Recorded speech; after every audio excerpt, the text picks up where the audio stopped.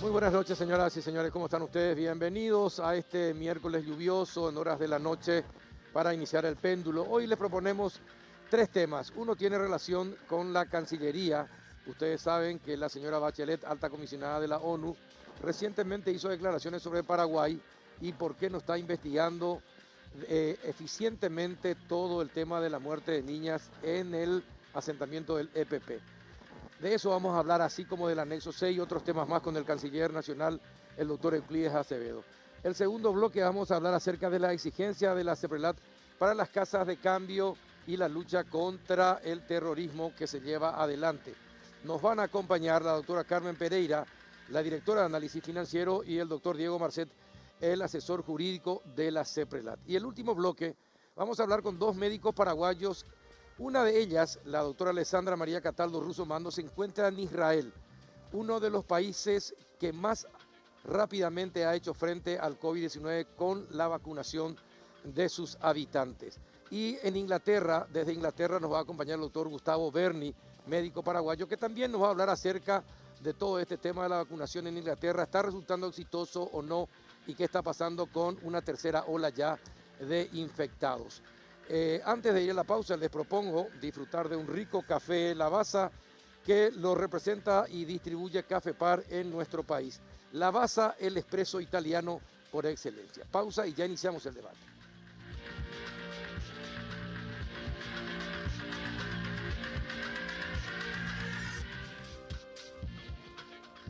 ¿Qué tal, doctor Euclides Acevedo? ¿Cómo anda, canciller? Muy bien, contento de estar de vuelta contigo, pero probablemente desde otra óptica. Sí, Eh, exactamente. Uno lleva su tiempo a acostumbrarse, pasar del Ministerio del Interior a la Cancillería. no lleva mucho tiempo porque son dos casas que de alguna manera conozco, no como me hubiera gustado, pero no lleva mucho tiempo. Pues hay poco hace. Ah, bueno, eso está bien, eso está bien. ¿Le sorprendió lo que dijo la doctora Bachelet? No me sorprendió en absoluto, ¿Esperaba algo así? absolutamente. Es más, ¿De la Comisión de Derechos Humanos sí, o de la alta comisionada de la luego? alta comisionada, porque sabíamos más o menos el calendario, por lo que me informaron mis colaboradores de la Cancillería, y por otra parte una especie de intuición. Casualmente, un día antes del pronunciamiento de la señora Bachelet, tuvimos una reunión a propósito del tema y nos adelantamos que iba a suceder eso, lo que nos permitió una respuesta rápida y con la debida objetividad. Por lo tanto, esto probablemente va a continuar. Eh, pero es el mismo discurso de ciertos sectores que quieren empañar la imagen del país al señalar solamente un aspecto de los hechos, Así la mismo. muerte, pero nadie habla del por qué estaban menores en un lugar donde está el EPP. Habrás leído en nuestra respuesta que en primer lugar señalábamos la falta de equilibrio y Sí. objetividad porque no tuvieron en cuenta la cantidad de informaciones que hemos enviado, y sobre todas las cosas tuvimos que recalcar que nosotros hace mucho tiempo nos oponemos y protestamos y contestamos rotundamente la manipulación de niñas y adolescentes en este tipo de situaciones. ¿Y cuándo le enviaron los informes? ¿Antes del pronunciamiento de ella o después? No, mucho antes nosotros le enviamos los ¿Y por informaciones. qué? Entonces, ¿por qué dice que no sabía nada y que estaba preocupada por la situación?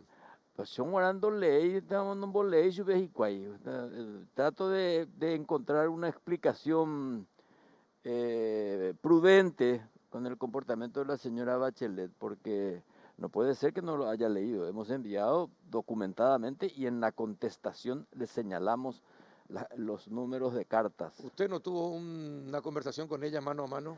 No, nunca, Desde ese momento tampoco. no, para nada. ¿Y qué dijeron los representantes de la ONU acá en Paraguay ante esa situación? Y de momento ellos tienen un prudente silencio, como corresponde, ¿verdad?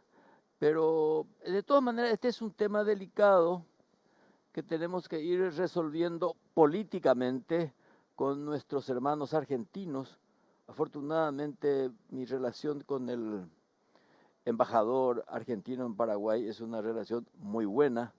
Ya estando en el Ministerio del Interior tuvimos un par de conversaciones.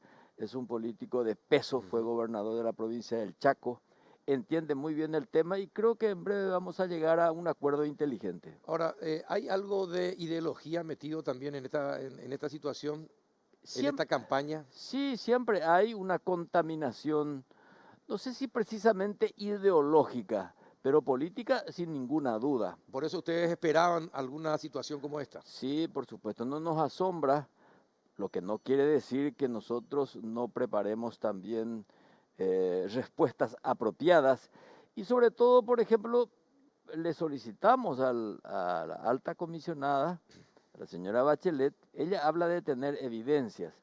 Entonces nosotros le dijimos, si usted tiene, nos gustaría que compartiera con nosotros para que incorporemos a la Claro. colección de informaciones que tenemos, porque nuestro objetivo es la búsqueda de la verdad. ¿No recibieron respuesta a esa? No, aún no, aún no. Es muy temprano.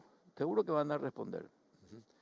Bueno, pero ¿y cómo se combate esa campaña que se hace internacionalmente en contra de Paraguay en este tema, apoyando, es decir, apoyando al EPP, porque cuando se le apoya al EPP, cuando no se critica el accionar que tiene este grupo, pero sí se critica la reacción del gobierno paraguayo ante hechos puntuales? Claro, y esto es una cuestión de una lucha comunicacional que pasa por el rigor conceptual, porque finalmente los que secuestraron no fuimos nosotros. Exacto. Los que le expusieron a las niñas no fuimos nosotros. Vale decir entonces que en la medida en que se cuestiona al gobierno, o al Estado en este caso, y no se cuestiona el comportamiento irregular, cuanto menos, del grupo criminal, entonces evidentemente ahí hay un sesgo ideológico político que merece siempre también una respuesta que no debe ser atolondrada, ni mucho menos, sino que tiene que ser respuestas conceptualmente sólidas, comunicacionalmente transparente y políticamente muy firme. Además, usted era ministro del Interior cuando ocurrieron esos hechos. Sí, era ministro de Interior. Yo tengo bastante Y información por al eso, respecto y tengo información copiosa que nosotros estamos en condiciones de poner a disposición de quienes quieran realmente investigar. No solamente tenemos una posición desde el punto de vista de nuestra posición subjetiva, no, tenemos elementos objetivos, tenemos documentos, tenemos todo como para sostener la validez de nuestra posición. bueno, vamos a otro tema. La planta atómica en Formosa. Paraguay tiene una posición respecto de la construcción o de la finalización, la terminación y la operatividad de esa planta. Yo hablo mucho con el ministro encargado de este tema, el señor Gutiérrez, que me gustaría que lo invitaras porque creo que tiene una información bastante sólida y por lo que él dice, inclusive que se contrasta con nuestra embajada en Viena, lo que se hace en Formosa no tiene mayores peligros para nosotros, porque se contemplan pautas de prudencia nuclear que puede decirnos que no hay ningún peligro. En todo caso, el enriquecimiento del material químico que se hace en Ezeiza, entonces sí, eso podría tener una suerte de peligro latente. Pero por ahora, de acuerdo a los dictámenes científicos, dejando de lado la superstición y la superficialidad del análisis, no ofrece ningún peligro por ahora. Por ahora. Por ahora. ¿Cuándo comenzaría a ser peligroso, por ejemplo? Y bueno, eso habría que preguntar a los científicos el proceso, o sea, el calendario de enriquecimiento en este caso. Pero yo no creo que la Argentina está cumpliendo estrictamente los protocolos del caso. Por eso es que de alguna manera no hay una investigación internacional al respecto. Si lo dejan desarrollar es porque se cumple estrictamente. En estas cosas la gente se cuida mucho, Carlos. Yo le confío a los organismos internacionales. A pesar de la experiencia de Chernobyl. A pesar, y creo que justamente por la experiencia de Chernobyl, hoy día la gente toma mucha precaución y los órganos de control internacional son mucho más rigurosos. En ese sentido, creo que el embajador Facetti, que también está muy bien informado y apenas haya algún síntoma de peligro, nos va a alertar de manera inmediata. Ujú. Bueno, está bien, pero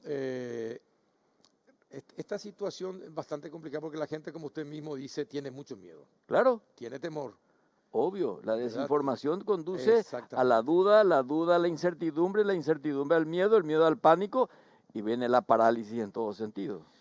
Paraguay tiene uranio, está comprobado que tiene uranio. ¿Podía venderle el uranio que necesita a la planta?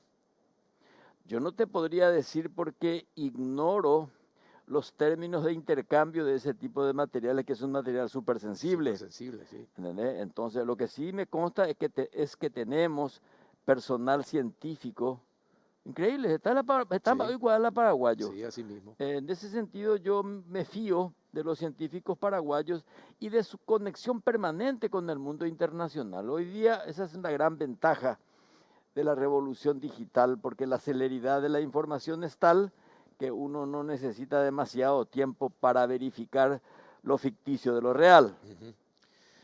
¿Y el anexo C cómo está, ministro?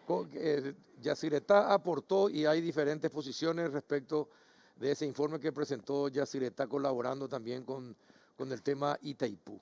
Eh, Pero ¿cómo está el Bueno, en tema? primer lugar, lo que nosotros recibimos como Cancillería del Gabinete Civil es un trabajo de investigación preliminar. 50 científicos, 50 profesionales que analizan, investigan y recomiendan. ¿Qué es lo que nosotros hacemos ahora? Digitalizar para que pueda ser más fácil la transferencia de la información a quien la precise o se interese en ella. Y a partir de ahora lo que vamos a crear y estamos creando, de hecho, es una comisión que estudia propuestas preliminares. Aquí todavía no hay mesa de negociación. No, no, sí, ya sé. Mucha gente puede decir, ¿qué es lo que se está negociando? Ahora no se negocia nada todavía. Se colecta información, recomendación, análisis y ahora sí, bueno, a la luz de todo eso vamos a estudiar las distintas propuestas. Pero he aquí la propuesta política. Se abre la baraja y todo el mundo tiene que estar dispuesto a traer su propuesta, su crítica y nosotros tratar de buscar una suerte de consenso estratégico. Por eso es que si se habla de causa nacional, hay que compartir entre todos, nada debajo de la mesa. Y por otra parte, exigir también a las personas que cuestionan todo un mínimo de rigor en la propuesta. Ahora, ¿y cómo compaginar lo técnico con lo político para esta renegociación? Porque finalmente reúne a los científicos más importantes, a los técnicos más inteligentes, pero después la decisión política es la que va a primar. Claro, pero por Eh, eso el debate ¿Cómo político, se hace entonces la mezcla? claro, por eso el debate político es muy importante.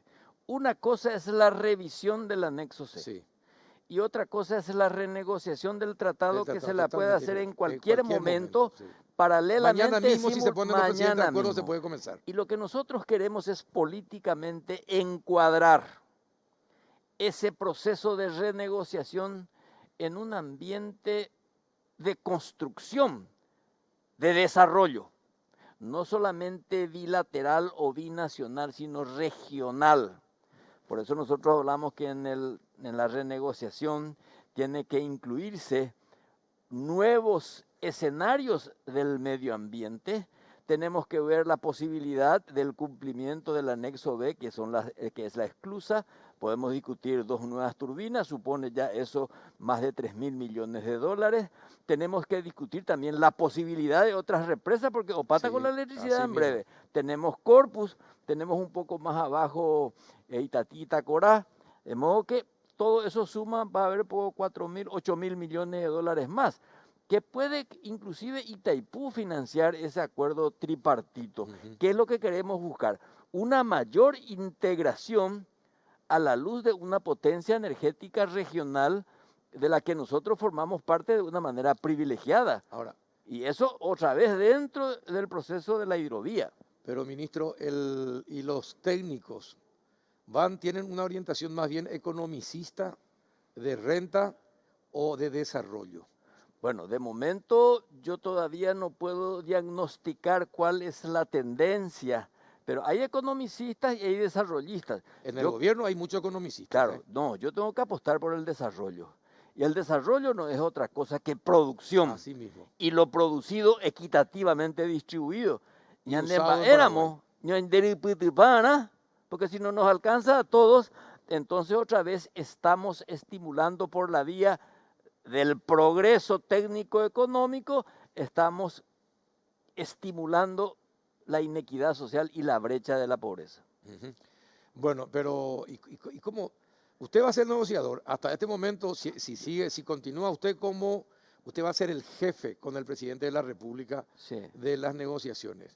Eso al final, Eso al final. porque tiene que haber una mesa Pero de este negociación. año se tiene que dilucidar. Bueno, este año lo que se tiene que dilucidar es relativo al anexo C, Sí, la revisión. Sí, la revisión. Y lo Efectivo. otro ya va a suponer una mayor participación de los ¿Y usted es actores. partidario de la revisión y de la renegociación del tratado? Soy partidario de ambas cosas. O sea, a mí no me... ¿Y el presidente? Y el presidente también. Fíjate vos, Carlos, si nosotros nos quedamos en la mera revisión, nos quedamos en una discusión de tarifa, como dice Kencho Rodríguez. Y acá lo que se trata es de discutir Itaipú como herramienta de progreso. Sí.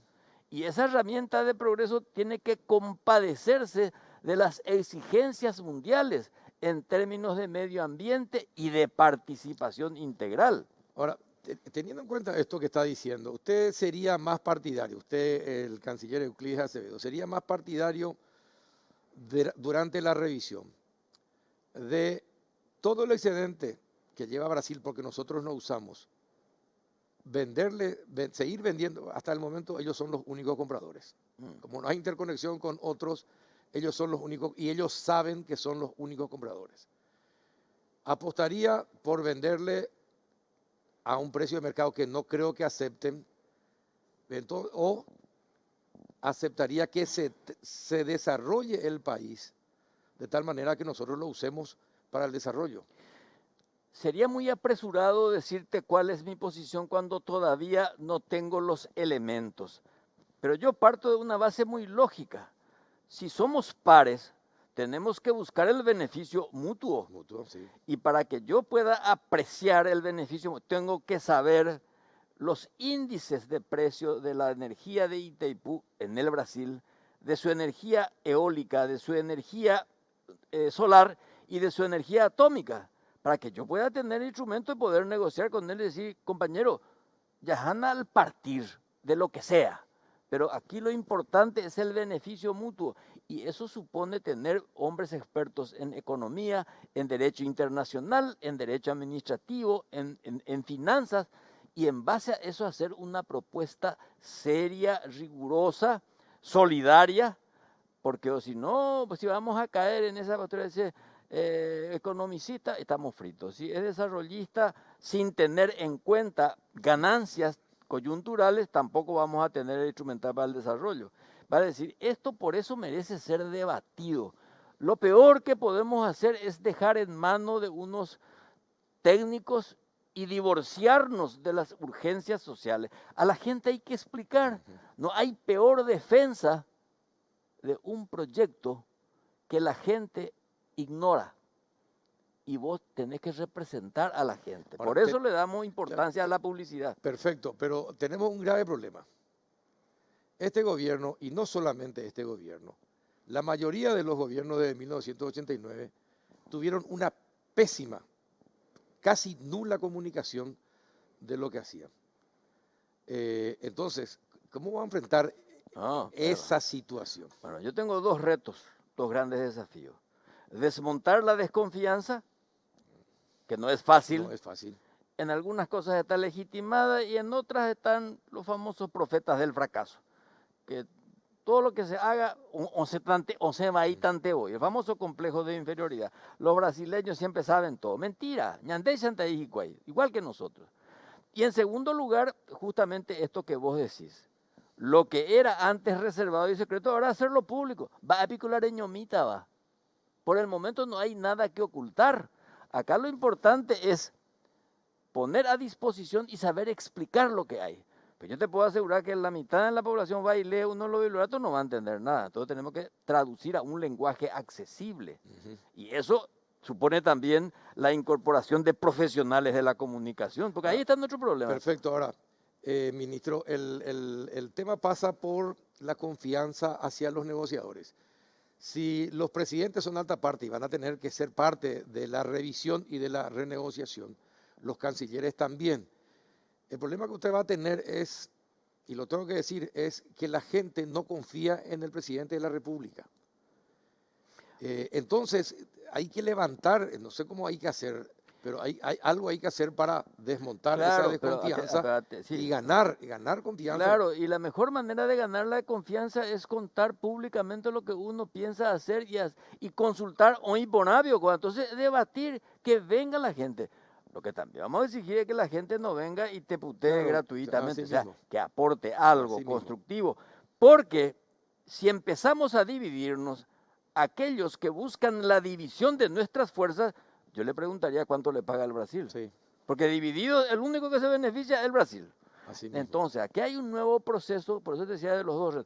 En cuanto a la renegociación, va a llevar todavía mucho tiempo. O sea, probablemente el próximo gobierno se va a encargar de cristalizar propuestas que vamos a formular ahora. Otro tema, y porque ya nos quedan 3 minutos, el tema de Gafilat. Otra vez se pospuso la venida de la gente de Gafilat, pero no es bien visto en el exterior y desde Gafilat el cierre de casas de cambio, por ejemplo, ¿verdad? Entonces, usted está interiorizado del tema, pidió informes, datos sobre ese tema Sí, como Cancillería. estoy siguiendo de cerca, más que como Cancillería, como una persona preocupada de dónde está el verdadero negocio paralelo a la formalidad. O sea, yo no entiendo muy bien esas cuantiosas remesas de dólares al exterior.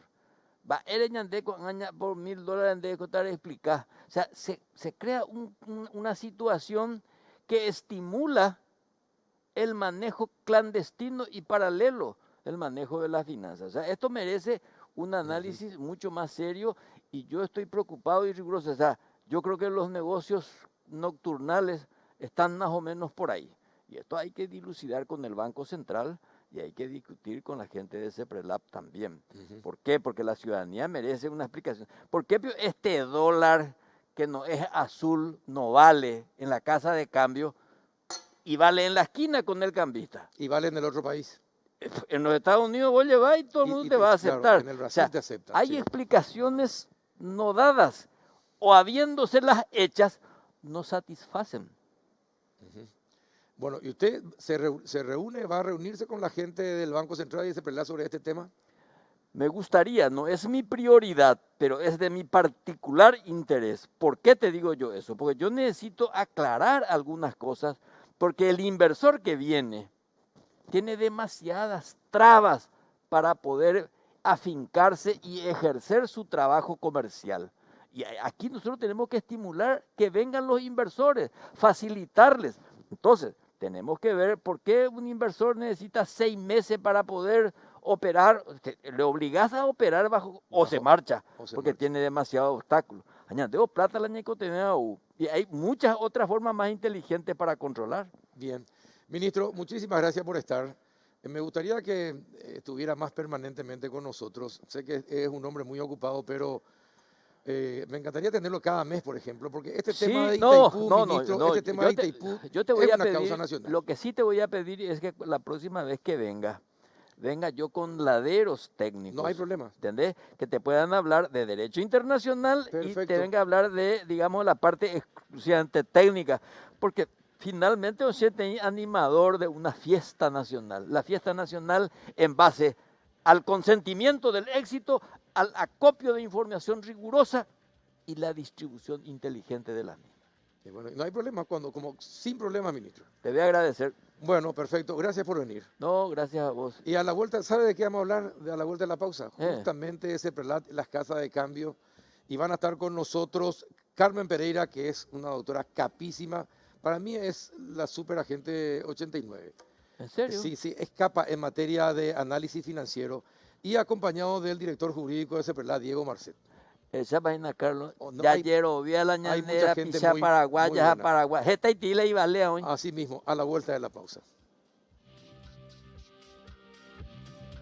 En Bristol, arma tu combo enamorados y te ganás una cuota de regalo. Tenés toda la variedad para armar tu combo, así como este. TV LED Win 32 pulgadas HD más Omier convencional Paraná. Precio normal 18 cuotas de 276.000 guaraníes. Ahora, solo 17 cuotas de 178.000 guaraníes. Contactanos ya al WhatsApp 0991-670-000. Llamando al 519-4000. También a través de nuestras redes sociales o comprando online en www.bristol.com.py.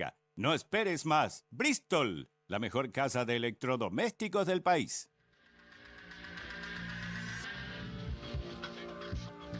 Bien, seguimos en el péndulo y ya saludamos a la doctora Carmen Pereira, directora de Análisis Financiero de la CEPRELAT. ¿Qué tal, doctora? ¿Cómo estás? Muy buenas noches, Carlos. Muy buenas noches a toda la audiencia. Me pusiste un saludo No, bastante no, no, extremo. no. Mire, las referencias que tengo sobre su persona, le digo, son excelentes. Muchas Y de gracias. persona de confianza, así que me parece que son merecidas. Muchas gracias. Muy ¿Y bien. qué tal, doctor Diego Marcet? ¿Cómo anda usted? ¿Qué tal? Muy buenas noches, Carlos. Muy buenas noches a la audiencia. A usted es el vocero de la CEPRELAT, ¿eh? Me tiran a los leones. Exactamente, le Pero veo bueno. mucho hablando Ay, con los periodistas.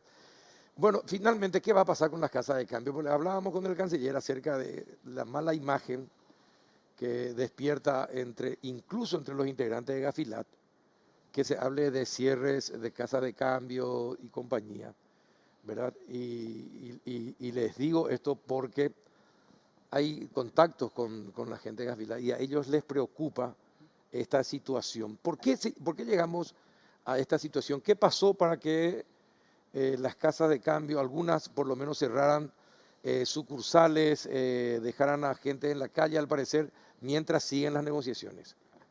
bueno, siéndote sincero, nosotros creemos que el cierre de las agencias y sucursales no está del todo vinculado a la reglamentación, sino más bien a la situación económica.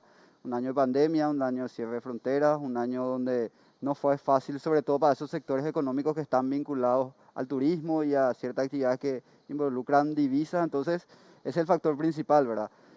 Somos conscientes que la norma tiene mayores requerimientos, mayores exigencias, que las casas de cambios van a tener que hacer una inversión en tecnología, quizás en más recursos humanos, pero todo eso va acompañado de lo que buscamos, que es mejor calidad en el control y en la prevención, ¿verdad?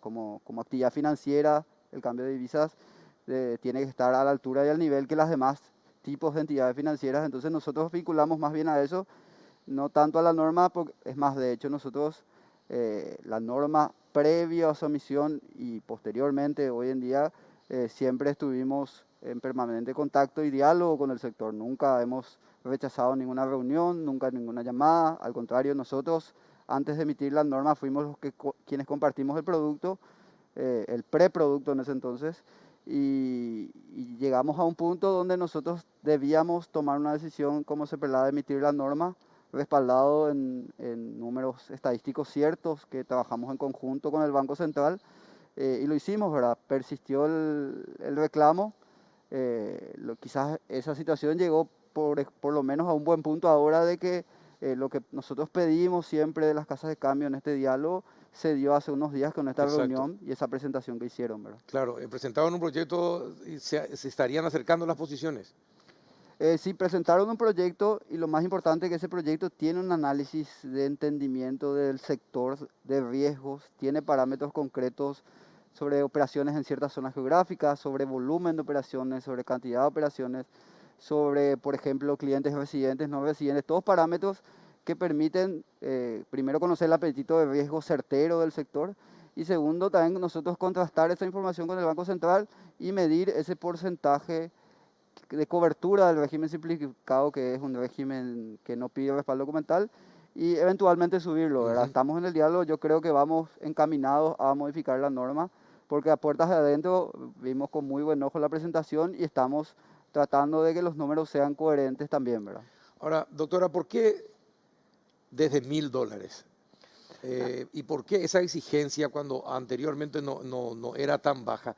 ¿Por qué se tuvo que bajar hasta $1.000 para comenzar a exigir? ¿De dónde sacaste?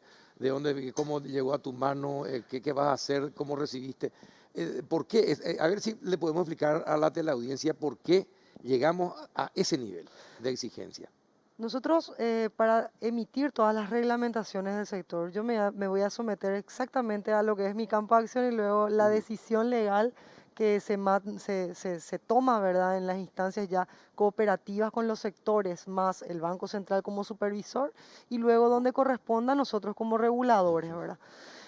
Todas las normas emitidas hoy por hoy tienen en cuenta parámetros certeros, como estaba hablando correctamente el doctor Marcet.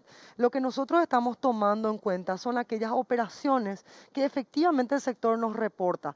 En algunos casos, como en el sistema financiero, ya esos reportes son autónomos, nosotros mismos los generamos en la CEPRELAT a través de una aplicación que se llama CIRO, Sistema Integral de Reportes de Operaciones, y nosotros obtenemos esos reportes y nos permiten un análisis estadístico de todas las operaciones que hay en ese sector superiores a $10.000 y vamos cuantificando. Con todos los sectores estamos tratando de llevar adelante una tarea de recolección y recopilación de datos que permita un estudio acabado del sector. Muchas veces las normas tienen que tomar decisiones y es más fácil explicar a la ciudadanía cuando tenemos en nuestras manos un respaldo. Para la elaboración de este proyecto se tomaron en cuenta los datos aportados por el sector Casa de Cambio en un periodo de 6 meses de todas las operaciones que realizaron y se hizo una cuantificación a los efectos de determinar cuántos entrarían en un régimen simplificado. ¿Qué sería un régimen simplificado? Sería un régimen en el cual se le facilita lo más posible sin descuidar el análisis del riesgo y la justificación de esa operación. Se le facilita la operación, generalmente son medidas declarativas, son medidas más espontáneas y de fácil cumplimiento. Cuando el riesgo sube, cuando esas operaciones se van dando en el plano natural, como se fueron exponiendo, y el riesgo va subiendo, ya sea por el monto, ya sea por la ubicación de la operación realizada, ya sea por el actor mismo, que puede tener una nacionalidad complicada, entonces esos factores se combinan dentro de una matriz de riesgo y es lo que nos da Ahora, un parámetro. para que sea más sencillo, ¿qué son operaciones sospechosas?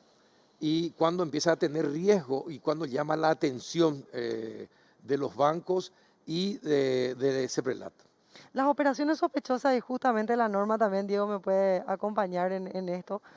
Hoy por hoy la ley 6419 que modifica a la ley 1015 habla del reporte de operaciones que es una comunicación que se realiza. El reporte de operación sospechosa generalmente es una comunicación en el marco de esos reportes que establece un hecho inusual, ya sea independiente, o sea, independiente del monto o cuantía cuando esa operación es inusual.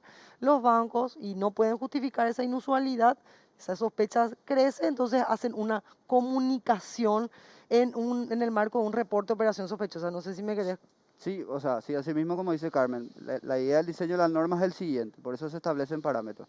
Lo que tiene que hacer hoy cualquier sujeto obligado, porque ya es homogéneo el sistema, fuimos actualizando, ellos registran las operaciones, por eso se piden estos regímenes, entonces registran información, parametrizan un cliente. Ellos tienen que en paralelo... Parametrizar, ¿qué es un cliente? Perfilar, ¿Qué significa? Perfilar. Conocerle a su cliente. Es decir, hagamos un ejemplo conmigo. Sí. Yo me voy a una institución. Sí. Bueno, Bueno, vos ¿y después qué hago? Yo soy el sujeto. Yo te tengo que conocer. Exacto. ¿Cuál es tu actividad económica? ¿Podrías decirme cuál es el rango de ingresos que estás percibiendo? Ajá. Esos ingresos son solamente la actividad periodística. ¿Tiene otro tipo de actividad? ¿Tiene alquileres? ¿Tiene algún tipo de negocio comercial? Y eso consigna el sujeto obligado hoy Y en eso la no norma. está, eso no está contemplado ya en la renta. Cuando uno paga todos los impuestos a la renta, agarra y desarrolla y se desnuda prácticamente ahí con todos los ingresos, alquileres, bonificaciones, salarios, etcétera, etcétera, etcétera. Esas son cuestiones tributarias, ¿verdad? Las cuestiones de renta. Y acá lo importante es que justamente el modelo de prevención es que el sujeto obligado es el que tiene que hacer esa actividad, porque el reporte de operación sospechosa es una consecuencia que no queremos en el sistema. Lo que nosotros queremos en el sistema es que el sujeto obligado prevenga. ¿Eso qué quiere decir? Que conozca a su cliente, que le perfile al cliente y que en el sistema financiero principalmente no opere a alguien que está vinculado al riesgo. Claro, ahora Si el es problema es que la contingente- gente cree que es sospechosa. Es decir, la gente se siente sospechada Sí. por tener $1000 y querer cambiar $1000, por poner una cifra. En ¿Verdad? realidad, Entonces, ¿qué hace la gente? Cree que es viva y dice, no, voy a cambiar 999 porque guau, que no le van a controlar. No. ¿Es así o no es así? bueno, pero lo que ocurre es que en realidad lo que queremos desarrollar es una cultura de cumplimiento. En la cultura de cumplimiento, el hecho de que te soliciten unos ciertos elementos al cumplimiento de una norma o para evitar el riesgo, como es nuestro caso, tiene que ser concebido como una seguridad jurídica. La idea de todas las normativas es justamente darle seguridad al sistema de que todo el flujo de efectivo que pueda existir en realidad corresponde a un flujo de efectivo limpio, que no está afectado por ninguna ¿Y sospecha. qué pasa si viene un ciudadano de cualquier país, Sí. para no decir un país en particular? Viene y entra y compra, un plasma, un televisor plasma y paga en dólares. Y después, ¿qué hace? La empresa tiene, cuando se va y deposita esos dólares, tiene que, Va a estar plenamente justificado. Si uno simplemente por la venta, no se le Claro. controla al que viene y compra en el comercio. No, No. porque ese no es el fin de la norma. El fin de la norma es justamente el flujo del dinero y la actividad económica del cliente que hace el cambio de visa. En el ejemplo puntual que decís, el que hace el cambio de visa va a ser En la el casa comercial. la casa comercial, perfecta. Entonces, eso va a estar respaldado justamente con el conocimiento de su actividad económica porque se dedica a comprar y vender plasma, ¿verdad? Entonces, es natural el control, no es un control, no hay necesidad de que sea un control sobreexigente. En Claro. cambio, si yo soy una casa de compra y venta de televisores y en vez de querer cambiar $1000 por el valor de la tele, voy y quiero cambiar $100.000, ahí se debería disparar Claro, una pero tengo alerta. compañeros de trabajo o compañeras que dicen, y ustedes habrán visto, habrán leído en las redes, ¿verdad? Nos vamos y prácticamente nos sentimos todos presionados por la gente del banco porque te pregunta de dónde sacaste, qué hiciste, como por $1000, por poner una cifra, ¿verdad? Ahí es muy importante que puedan también comprender, y es una discusión, una mesa también permanente que tenemos habilitada con los sujetos obligados del sector financiero, donde nosotros estamos constantemente en el aprendizaje de la naturaleza de las actividades de cada accionar. Tenemos que comprender que unas actividades tienen más riesgos que otras.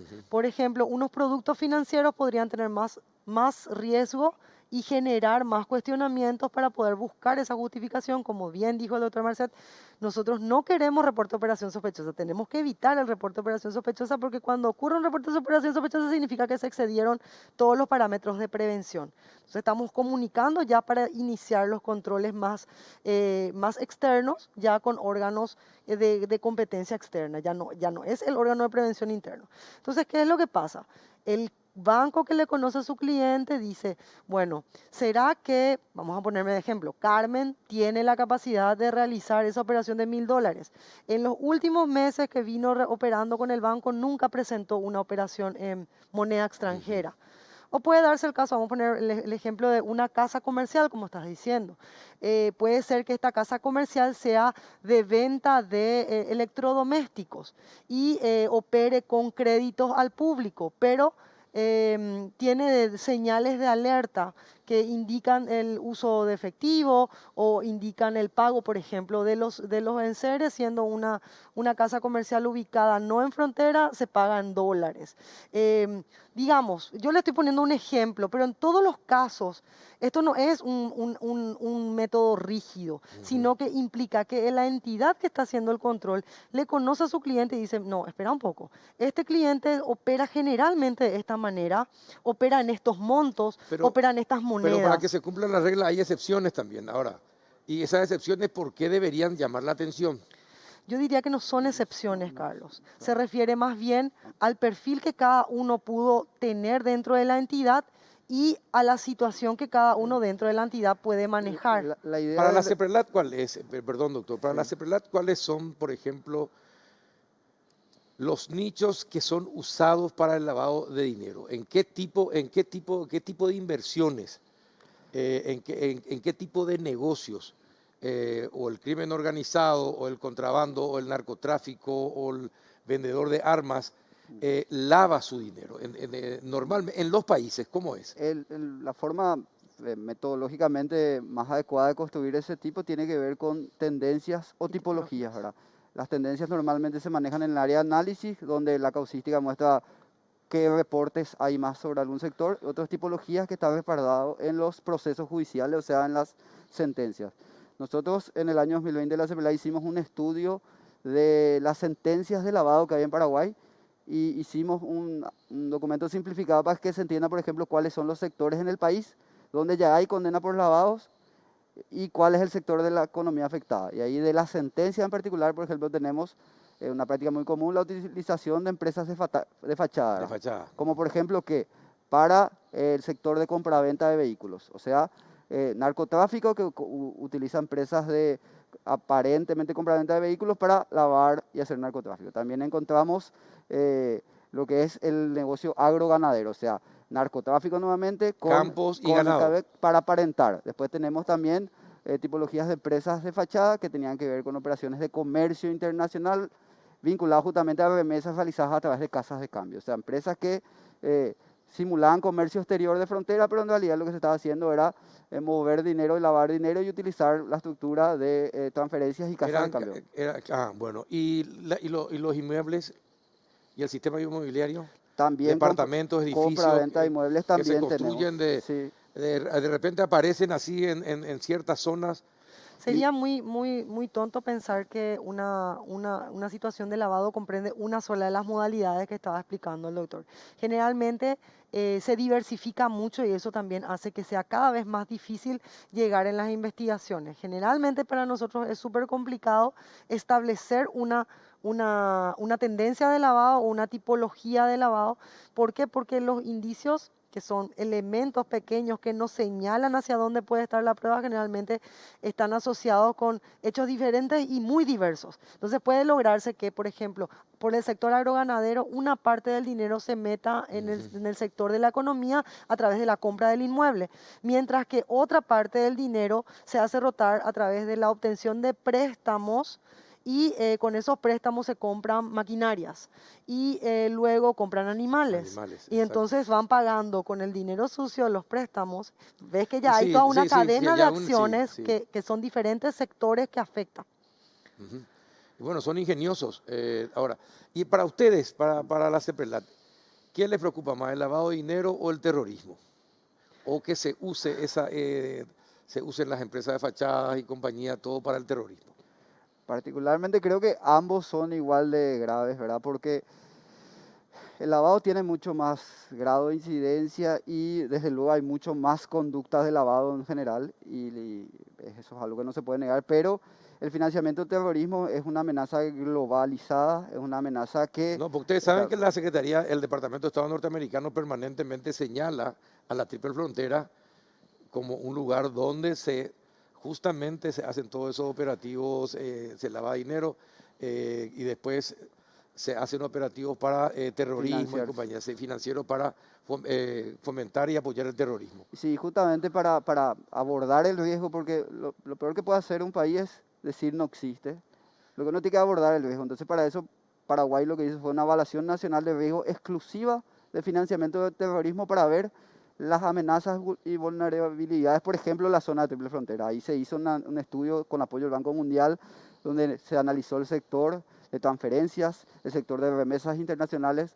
Por ejemplo, en la muestra de Paraguay nosotros tomamos el total de transferencias internacionales de 60 jurisdicciones de riesgo para poder nivelar cuáles son las jurisdicciones que más se remesan en el país, vinculado a qué motivo, vinculado a esas zonas geográficas tienen grupos terroristas identificados, otra vez qué sector de la economía, también otros indicadores que normalmente se tienen para decir si se financia o no terrorismo, por ejemplo, el uso de las entidades sin fines de lucro, que es algo que pide Gafi. Se analizaron y perfilaron todas las entidades sin fines de lucro del país. Se abordó también un fenómeno local, que son estos grupos armados que cometen actos de terrorismo, que son EPP y además, y otros más que también cometen como organizaciones criminales ciertos atentados de esta naturaleza y el nivel de incidencia de su financiamiento. Ese no es un trabajo muy arduo que se concluyó a fines del año pasado y el resumen está a disposición en la página web de CEPRELAB e incluso se comparte y socializa con todos los actores del sistema, ¿verdad? Porque ahí está el área de inteligencia operativa, el área de inteligencia financiera, los órganos de represión, o sea, los órganos especializados, pero también el sistema financiero, ¿verdad? Porque si se financia una organización terrorista afuera, Hezbollah, Al-Qaeda, ISIS, la que fuese, probablemente se usa un canal financiero Exacto. vía remesa o vía banco, ¿verdad? Entonces también es importante que el sector financiero conozca las conclusiones de Ahora, ese. ¿y cuáles son en la triple frontera? ¿Ustedes tienen datos de la utilización del sistema financiero paraguayo para ese fin?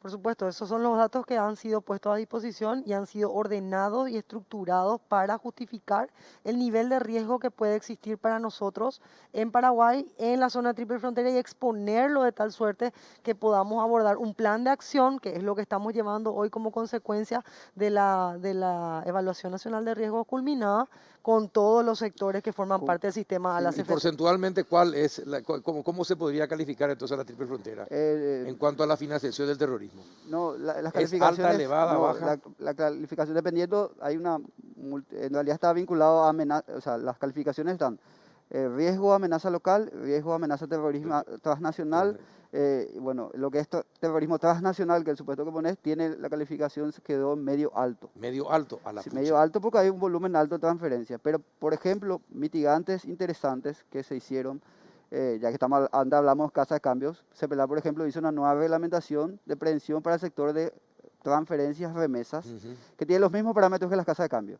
O sea, ahí también se pide documento para hacer una transferencia según la norma CEPELAR y las remesadoras ya lo están aplicando hace varios meses, porque la norma tiene varios meses ya, de 3 salarios mínimos, $900. Exactamente el mismo parámetro de casa de cambio, pero en este caso las remesadoras entendieron que era importante también el recabar información importante porque dentro de lo que se entiende en la metodología es necesario tener el canal de información porque las remesas normalmente pasan por varios puntos geográficos porque no es sistema tradicional financiero. Entonces va de un país, de otro país y ahí llega al punto. Entonces es importante la cadena de custodia. Todo eso tiene la norma, una norma que tiene el mismo enfoque que la norma de casas de cambio. Ujú. ¿Y, y las transferencias que se hacen vía celular? O También esos vía, son, eso está todo controlado. también. También en el De caso, hecho, sí. de hecho, si es que decimos solamente para dejarle a Diego que pueda explicar que igualmente los parámetros de las normas que hoy estamos poniendo en vigencia en CEPELA, todos están estandarizados bajo los mismos parámetros. Y si vamos a ir al caso, las empresas de prestadores de servicio de pago electrónico están en este mismo sistema a partir de enero del 2020. Sí, la norma es de enero de 2020, bueno, terminó Ujú. emitiéndose en marzo, principios de 2020. Las EMPES también tienen la misma estructura de norma que las remesadoras de las casas de cambio y también tienen el mismo parámetro, en este caso es 3 salarios, con la particularidad que las EMPES solo pueden operar a nivel local, o sea, las transferencias de billeteras son solamente locales y tiene un proceso de bancarización porque las billeteras pasado un umbral, uno se le abre Una automáticamente cuenta una cuenta básica. básica en un banco, Ahora, ¿verdad? le pregunto, ¿ustedes saben cuánta plata se mueve en la calle con los cambistas de la calle? ¿Tienen parámetro para decir aproximadamente tal volumen de dinero? Nosotros, yo creería que ese estudio lo estamos afinando más bien con el Banco No tienen. Central. Eh, Particularmente en la Dirección General de Análisis Financiero no contamos con esa Porque es muy estructura de importante, datos, sería importante porque tener ese dato.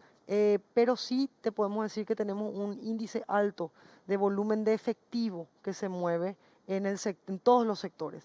O sea, uno de los parámetros que nosotros tomamos en cuenta para analizar de toda la información que recibimos es los movimientos en efectivo y nosotros tenemos un alto porcentaje de operaciones que ¿Cómo todavía se personas realizan en particulares, efectivo. cómo personas particulares pueden mover tamaña cantidad de recursos económicos y no se sabe a quiénes pertenecen, si trabajan para alguien y realmente cuánto están moviendo? Porque realmente también por ahí se puede hacer lavado de dinero.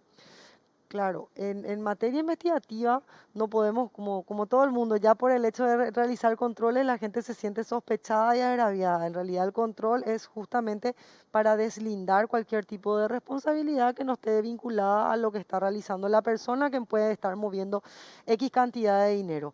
Cuando las personas no se someten al control, Carlos, cuando generalmente obvian el camino de utilizar la bancarización, la intermediación financiera, tarjeta de crédito, que son elementos que hoy ayudan a la trazabilidad del sistema, lamentablemente es muy difícil llegar a una conclusión con relación a esa persona. Lo único que podemos decir a ciencia cierta es que no tenemos elementos para vincular el dinero en efectivo con los movimientos que está realizando. Si esa persona, sumado a esto que estamos diciendo, utiliza dinero en efectivo, no es contribuyente, no está asalariada Exacto, ni bueno, vinculada a IPS. Son conclusiones que te permiten claro, inferir algo. pero a través de esa informalidad se puede estar abriendo la puerta justamente para el financiamiento, ya sea o de terrorismo o de lavado, o se está haciendo lavado de dinero. Sí, bueno, la evaluación nacional la de lavado de activos que hizo Paraguay ya por el año 2016 ya puso como un indicador la informalidad y el alto uso de volumen de efectivo, ¿verdad? La fila también exige el control de los cambistas. Sí, o sea, Es un intermedio. quien hace una operación de cambio de divisas Ya sea una algo. casa o una persona. Claro, porque cada país regula en función a cómo entiende la operativa. Lo que hace Gafi es define quiénes son entidades financieras. Gafi no dice la operación. Entonces, Sí. si vos haces cambio de divisas, sos una entidad Una operación financiera que está haciendo de entonces cambio. sos sujeto obligado. Claro. Eso es lo que dice Gafi. El factor, como estaba diciendo, el factor informalidad se pelea de una manera complementaria a esto porque tiene muchos componentes sociales y muchos componentes de apertura a ciertos sectores que históricamente no tuvieron acceso a muchas soluciones financieras. Por ejemplo, recién estábamos hablando de las EMPES. Las EMPES está vista como un camino de inclusión financiera por la Estrategia Nacional de Estado de Inclusión Financiera, ¿verdad? Los cambistas informales de la calle. Bueno, es importante, por ejemplo, aprovechar estos espacios para remarcar a la ciudadanía que el cambista de calle, si no está habilitado por el Banco Central, no puede operar y es una operación irregular fuera del margen de la ley. Entonces, los ciudadanos que quieren contribuir con las casas de cambio y con los otros sectores, como dice, que aporta IPS, que paga su tributación al Ministerio de Hacienda, ok, el cambista de calle no lo hace porque no está de por sí habilitado. Pero no tienen idea de cuántos cambistas hay, por ejemplo. Registrado en el Banco Central conforme a los pasos que ellos están realizando para la formalización de ese sector. Sabemos que están haciendo un trabajo arduo en ese sentido.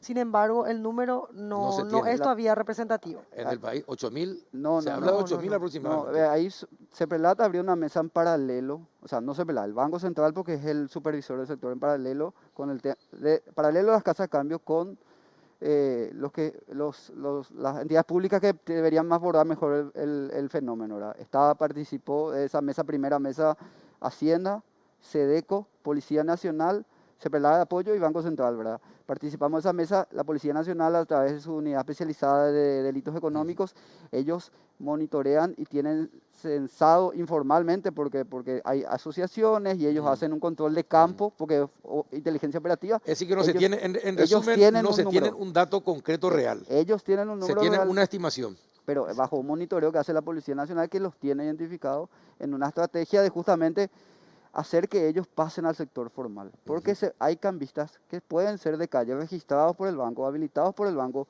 y regulados por el Banco Central. Entonces es importante excluirles, sancionarle a los que no quieren formalizarse, a los que quieren formalizarse, Facilitarle que se Entonces formalice. abordás también el tema social, ¿verdad? Bueno, la última pregunta, porque ya se me fue el tiempo y tengo invitados que están en el exterior, son 2 médicos paraguayos que están en el exterior. Enseguida van a entrar con nosotros. Gafilat no viene en marzo, viene en septiembre. Asimismo, recibimos la comunicación oficial ayer, ya se estaba estimando, se suspendió, en este caso Paraguay puso todas las condiciones para hacer la visita in situ, estuvo de acuerdo siempre. Esta es la segunda vez que se pospone la venida. La tercera vez, ya. porque tenía que haber sido mayo, de ahí pasó a octubre, de ahí pasó a marzo y ahora pasa a septiembre. Paraguay se le pidió en condiciones sanitarias de seguridad, condiciones de ingreso, condiciones de médicos, de hacer toda la visita in situ. Entonces no van a volver en octubre.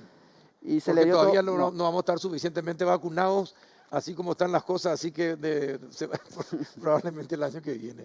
Bien, les agradezco que hayan venido. Sé que hay temas, yo soy muy curioso y sé que hay temas que ustedes no pueden decir por precaución, pero a pesar de eso están acá y eso es muy valioso y espero que las veces que les convoque, por favor, vengan, porque siempre es importante escucharlo a usted. Gracias, doctora, por venir. Doctor, gracias también por estar con nosotros. Gracias por el espacio. A la vuelta de la pausa vamos a hablar acerca de la aplicación de vacunas en Israel y en Inglaterra, en el Reino Unido. ¿Qué está pasando? Nosotros todavía no sabemos cuándo vamos a vacunarnos. Ellos ya están vacunando. ¿Resulta o no resulta? A la vuelta de la pausa. Bristol, arma tu combo enamorados y te ganás una cuota de regalo. Tenés toda la variedad para armar tu combo, así como este. Parlante Colque 12 pulgadas más cervecera Midea 82 litros. Precio normal 18 cuotas de 332.000 guaraníes. Ahora solo 17 cuotas de 208.000 guaraníes. Contactanos ya al WhatsApp 0991-670-000, llamando al 519-4000. También a través de nuestras redes sociales o comprando online en www.bristol.com.py. No esperes más. Bristol, la mejor casa de electrodomésticos del país.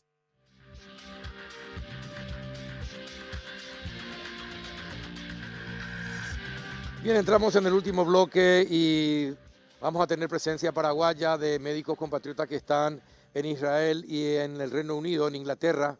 Ya saludamos a la doctora Alessandra María Cataldo Rusomando. Ella es doctora médica que está en Jerusalén, es paraguaya. ¿Qué tal, doctora? ¿Cómo estás? Buenas madrugadas para vos. ¿Cómo estás? Hola, buenas noches, y para mí son las 3 de la mañana. Así que no, gracias por estar allí y gracias por la paciencia que tenés y por estar madrugando. ¿Qué tal, Gustavo Berni, doctor? ¿Cómo estás? Hola Carlos. Buenas noches, buenos días. Estoy aquí. También a vos, gracias por estar ahí, Gustavo, muchas gracias. Bueno, les convocaba porque ustedes saben que Paraguay todavía no sabe cuándo va a recibir la vacuna. En los alrededores ya hay países que están vacunando. Chile llegó a más de 1 millón de chilenos ya vacunando. Argentina también inició su proceso de vacunación. Bolivia va a comenzar su proceso de vacunación y ya tiene aseguradas las vacunas. En Paraguay todavía no se sabe cuándo van a llegar las vacunas. Por ejemplo, leímos, Alessandra, que Israel es uno de los países donde la aplicación de la vacuna ha sido más efectiva porque rápidamente se ha notado una cierta disminución en un porcentaje importante de casos. ¿Es cierto eso? ¿La vacuna está ayudando a eso? En realidad son dos componentes. Uno es la vacuna.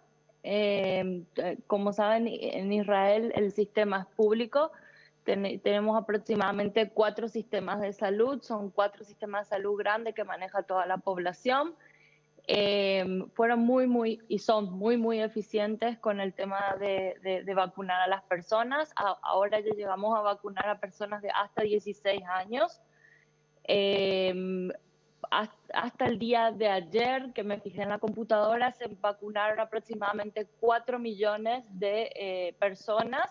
La población en Israel llega a casi 9 millones.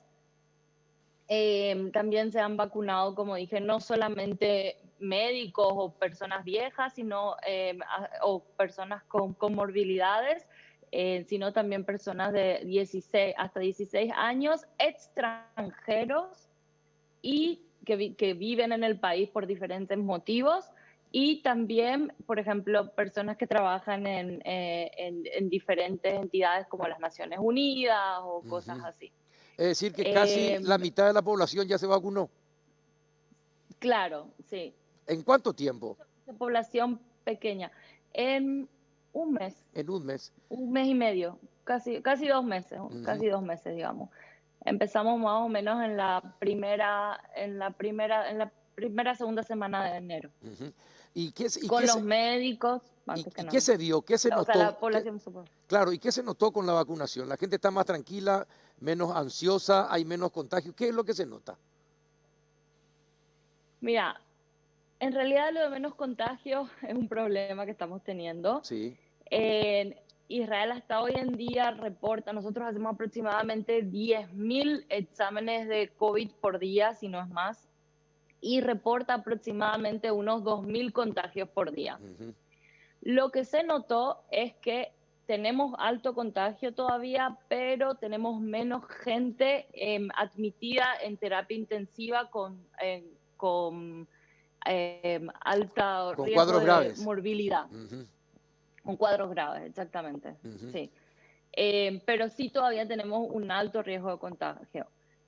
Hay que saber también que hace prácticamente un mes y medio que estamos en cuarentena. Entramos como a una tercera cuarentena porque los niveles de contagio estaban llegando hasta 6.000 por día. Por día, ajá. Entonces fue una combinación de dos cosas. Fue una combinación de que iniciamos la vacuna y que también entramos en cuarentena de vuelta. O sea, hasta hoy en día los niños todavía siguen teniendo clases por Zoom, no están abriendo los hoteles, no abren los shoppings o los restaurantes. Así que es una combinación de las dos cosas. Perfecto. Gustavo, y en el Reino Unido, ¿cómo está la situación? Porque ahí apareció una nueva cepa, pero también ya qué cantidad de ingleses se vacunaron hasta el momento. Se está esperando vacunar a 15 millones de ingleses para el 15 de febrero. Creo que vamos a llegar al objetivo para 15 millones. Ahora estamos más o menos 12 y medio, 13 millones creo. Se están vacunando 350.000 personas por día, más o menos. Entonces sí, son millones. Y como decía la doctora, 15 de diciembre, 15 de enero, en 2 meses se van a vacunar 15 millones. 15 millones de personas en 2 meses. Y bueno, y eso ¿y se nota algún tipo de disminución del contagio del COVID o no todavía, Gustavo? Mejoró porque hubo un pico en diciembre que nos asustó a todos con esta nueva cepa y todo, que como nunca vieron, creo que algo así como 1.000 muertes en 24 horas, ¿verdad? Atribuidas al COVID en los últimos 28 días. Por definición, esas son las que se consideran muertes de COVID, ¿verdad? Y sí, mejoró muchísimo. Puede ser una combinación de la vacuna, que hay todavía restricciones en el movimiento de gente, una combinación, pero hay una esperanza por lo menos. Sabemos que va a funcionar. La cuestión es vacunarlos a todo el mundo y entonces ahí recién podemos relajarnos y decir, sí, ahí podemos disminuir las medidas. Pero hasta ahora seguimos igual que antes, medidas restringidas, todo cerrado, vacunando todo el día, todas las personas que se puedan, llamando, juntando gente. Es una labor titánica. Sí, me imagino, pero 15 millones de personas en 2 meses es muchísimo. ¿De cuántos millones de habitantes tiene el Reino Unido? Aproximadamente 70 millones, o sea que para mayo posiblemente, esa era la predicción, que para mayo se conseguiría vacunar a una cantidad considerable como para conseguir la inmunidad del rebaño, ¿verdad? Ajá. Y, sí. Por ejemplo, en el Reino Unido, ¿cuánto sería la inmunidad? ¿El 60%? No se sabe bien, se calcula pues, entre 60 y 80% hablan la gente. Puede ser que sea tan bajo como 60% o puede ser que se necesite como 80%. Vacunar al 80%, sí. Pero el tema es que se vacune el mundo, ¿verdad? No es solamente porque claro. o se alcanza los 80% y se siguen las fronteras cerradas, entonces, porque no se soluciona aún el problema. Tiene que ser una cuestión general, ¿verdad? Por eso Paraguay tiene que empezar ahora. Entonces, hay una esperanza, ¿verdad? Y Paraguay tiene 7 millones. Eso se puede hacer en un mes. Se pueden vacunar 7 millones. Si nos vamos todos al Reino Unido, si nos vacunamos en un mes. Eso es seguro. O si nos vamos a Israel, Alessandra, verá, es la única manera que los paraguayos nos vacunemos si en un mes 7 millones en Israel. Y también en Israel, ¿cuánto es el objetivo de vacunar? ¿Es a toda la población o a un porcentaje importante para justamente tratar de inmunizar, como se dice, a todo el rebaño, 60, 80%? ¿Cómo es? Hasta ahora se quiere vacunar a toda la población de 16 años para arriba. Ese es el objetivo. De 16 años para arriba. Años para arriba, sí. Es decir, y las vacunas se permiten incluso a las personas mayores de 65, porque estaba leyendo que Portugal, por ejemplo, decidió no vacunar a las personas mayores de 65 años. Acá sí. Acá vacunaron a todas las personas y bastante rápido, todas las personas de 60 para arriba las vacunaron en el primer mes. ¿Y hay No pusieron límite 80, 90, no. Ujú. Y bueno, ¿y hay reacciones? ¿Se notan reacciones adversas de la vacuna en la gente? ¿Algo que haya sido grave, que le haga temer a la gente de vacunarse? Eso es un punto muy, muy importante. Israel tiene un sistema de informático muy, muy bueno en el sistema de salud.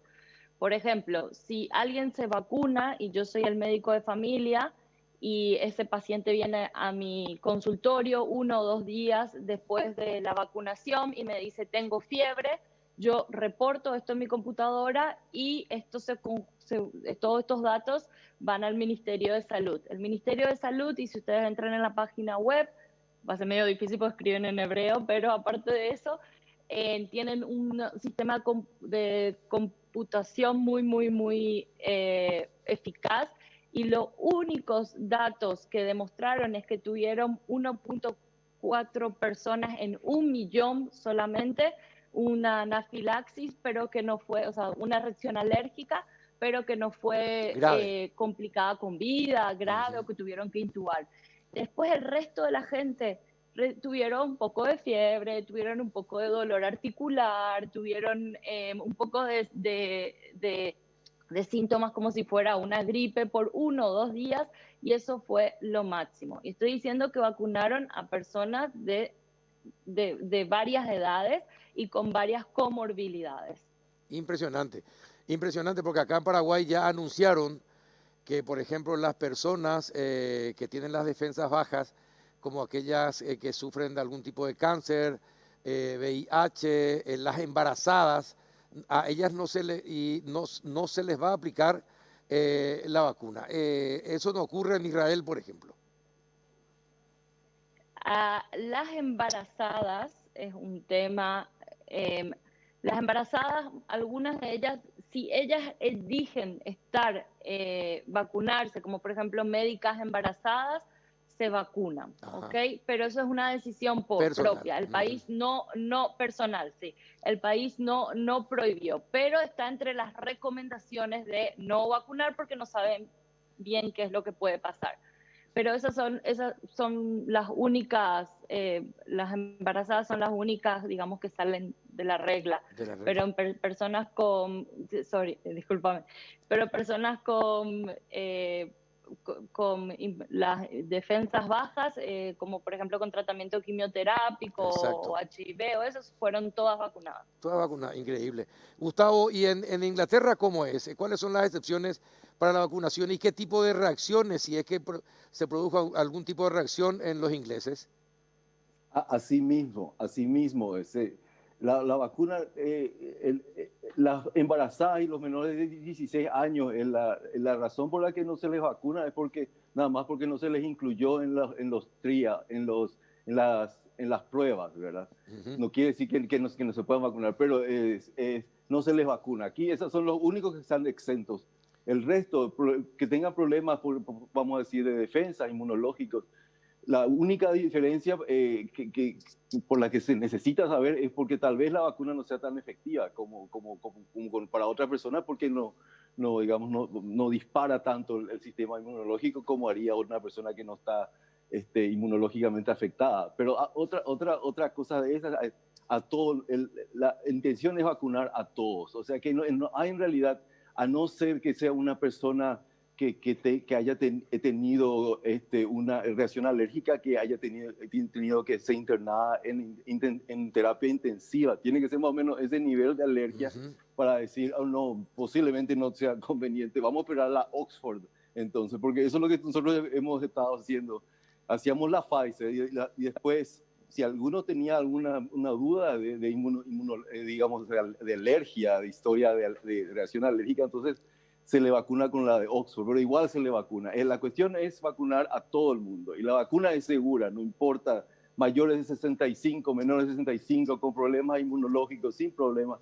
Lo único que no entra son las embarazadas y los menores de 16 años. Increíble, pero es impresionante. Acá en realidad se tiene miedo, pero Tanto en Israel como en Inglaterra, se permite, por ejemplo, la primera dosis que sea de Oxford y la otra de AstraZeneca, por ejemplo, o de Pfizer. ¿Eso es permitido o no es permitido por los médicos? En Israel no, en Israel solamente estamos vacunando con la Pfizer. Con la Pfizer. Y solamente con la Pfizer, no se mezclan las vacunas. No. No. ¿Y cómo es en Inglaterra, Gustavo? Bueno, se está hablando de mezclarlas ahora. Pues decíamos no podemos, pero ahora se está hablando de mezclarlas. ¿Por qué? Porque hay una teoría de que puede ser que sea más efectiva la vacuna si es que es ligeramente diferente la segunda de la primera, porque digamos, si se hace de la misma, digamos, la misma cepa, tal vez el organismo, como es tan efectiva, ya rechaza, digamos, la segunda vacuna porque ya está súper preparado, vamos a decir, entonces ahí se le engaña. Esa es la el racional o la razón por la que se está hablando de, por ejemplo, mezclar la de Oxford con la rusa, o la Pfizer con la de Oxford, pero hasta el momento no, ¿verdad? Hasta el momento estamos vacunando lo mismo, pero watch the space, ¿verdad?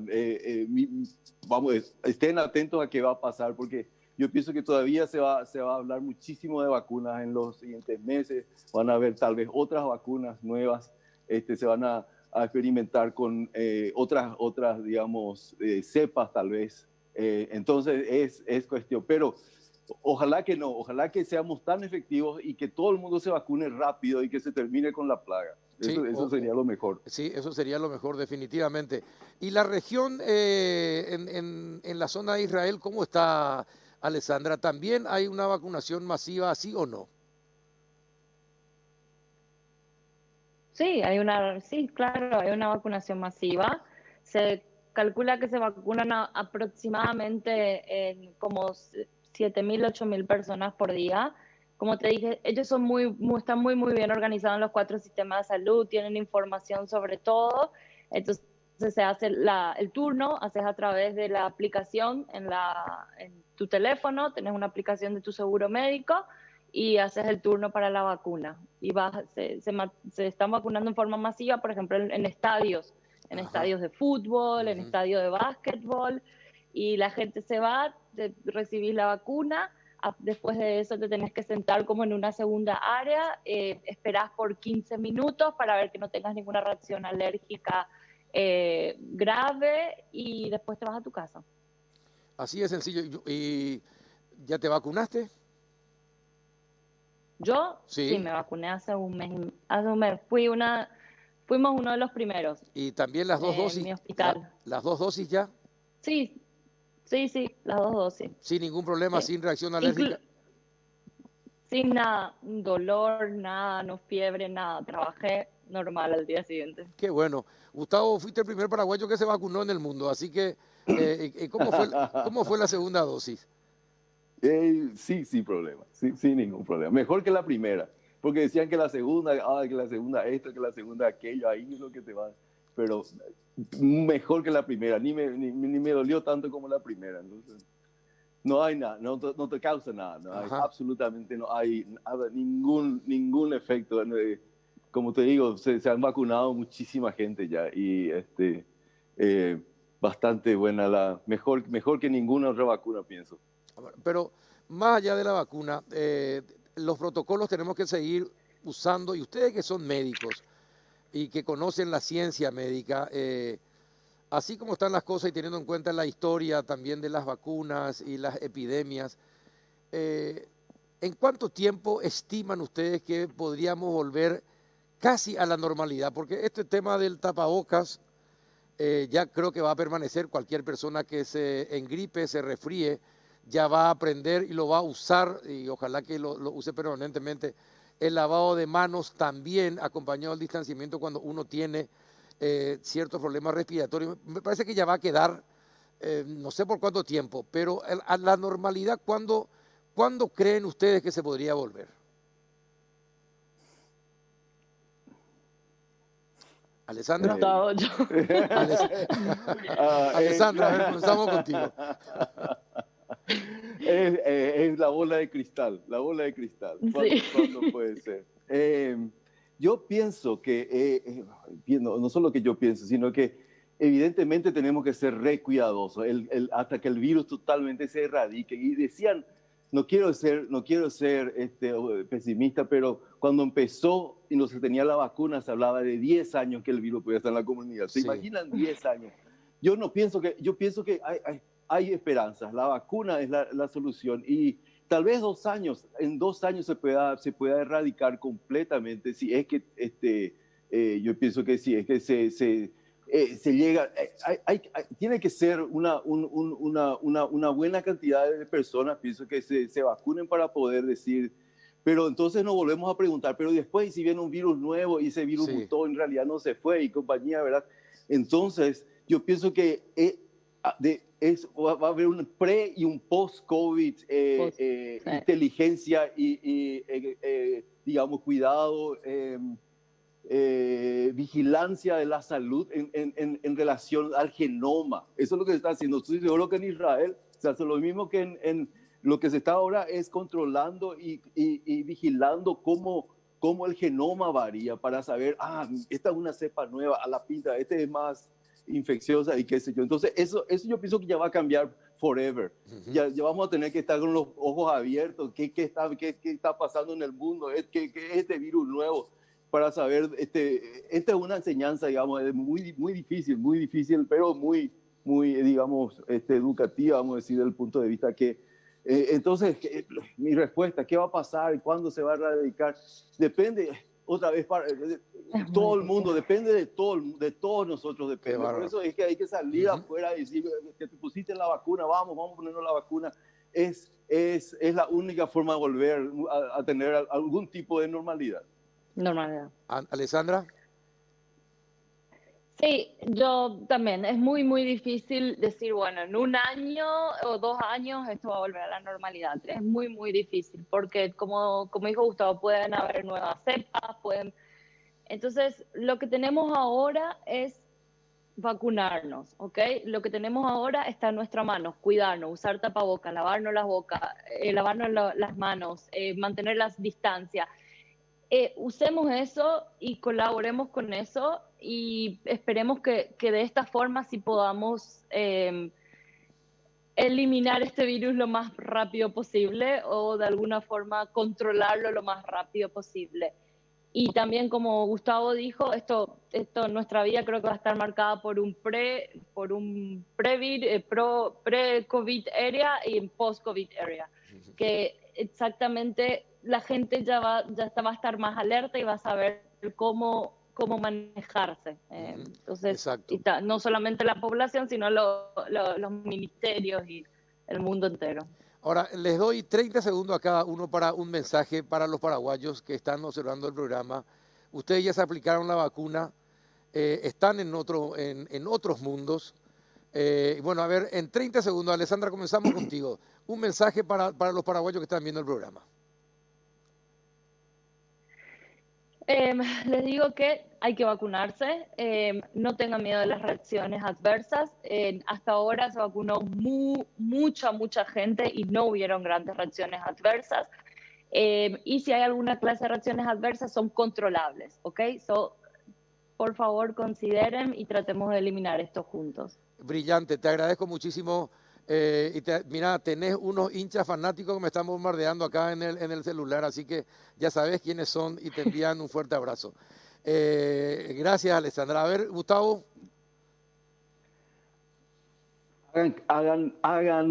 Atiendan lo que pasa en otros países, atiendan lo que pasa en Gran Bretaña, por ejemplo. No le estoy contando historia. 15 millones de personas ya se vacunaron. Hay esperanza. Tenían miedo de la vacuna, pero se vacunaron igual y le están probando al resto que no hay problema y todo el mundo ahora se siente más seguro en vacunarse y se vacuna más la gente. Entonces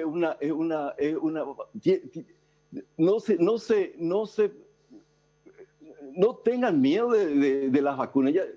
Son historias, son absolutamente historias. Es nuestra única esperanza, la única luz al final del túnel que tenemos. No hay otra, no hay absolutamente otra. No es la vacuna o...